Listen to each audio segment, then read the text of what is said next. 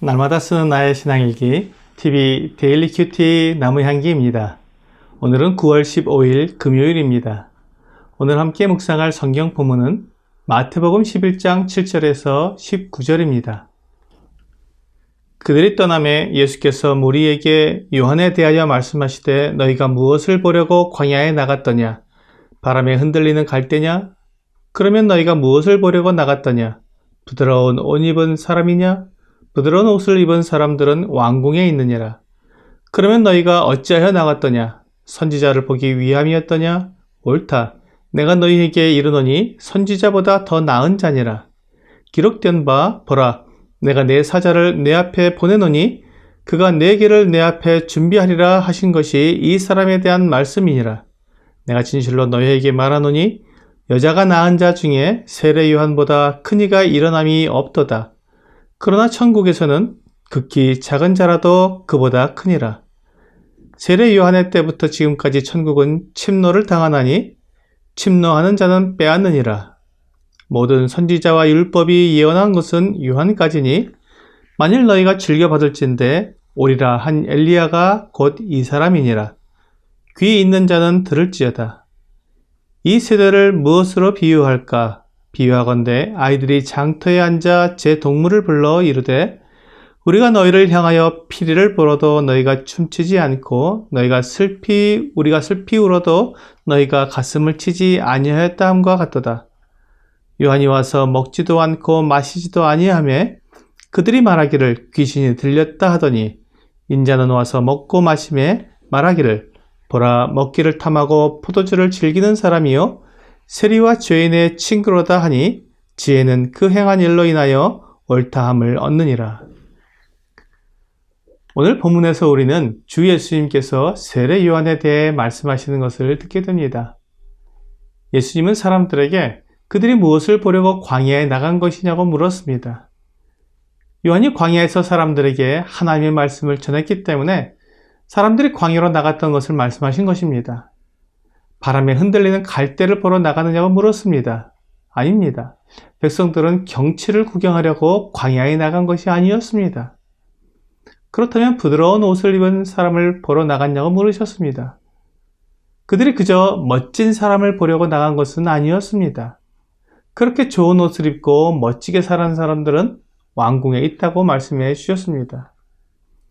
그러면서 그들이 광야에 나간 것은 바로 선지자를 보러 나간 것이라고 말씀하셨습니다. 그렇습니다. 세례 요한은 구약의 마지막 선지자였습니다. 말라기 선지자로부터 400년 후에 나타난 하나님의 선지자가 바로 세례 요한이었습니다. 그런데 세례 요한은 사실 선지자 그 이상이었습니다.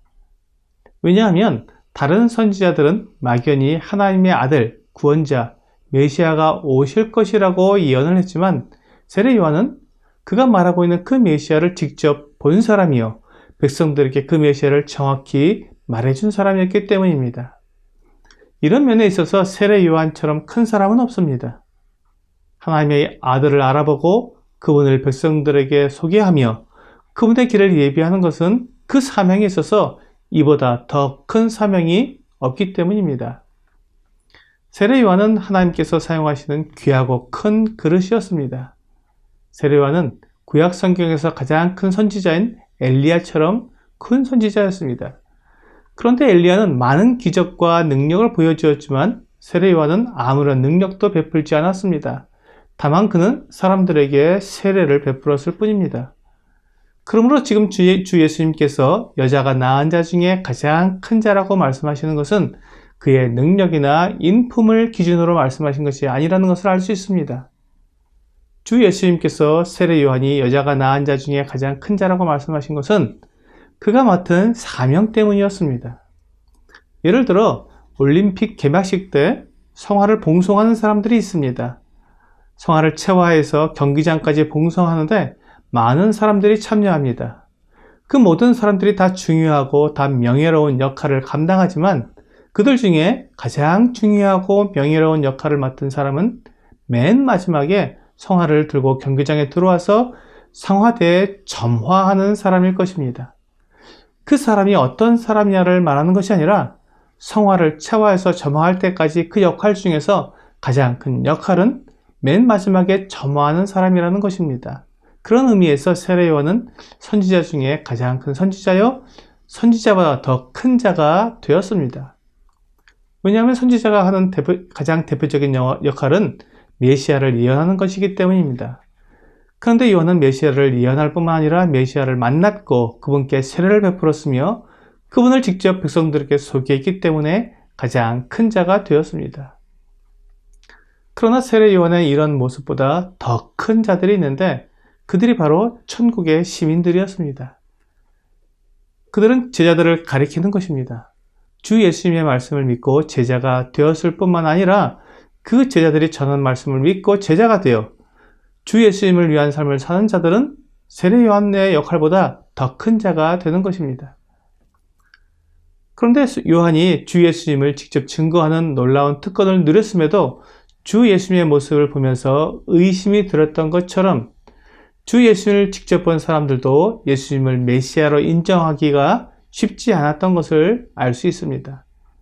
더구나 예수님을 보지도 못하고 다만 전해지는 증거를 통해 주 예수님을 믿고 제자가 된 사람들은 세례 요한보다 더 중요하고 큰 역할을 맡지는 못했을지라도 그 믿음으로 인해 세례 요한보다 더 큰 자가 되는 것입니다.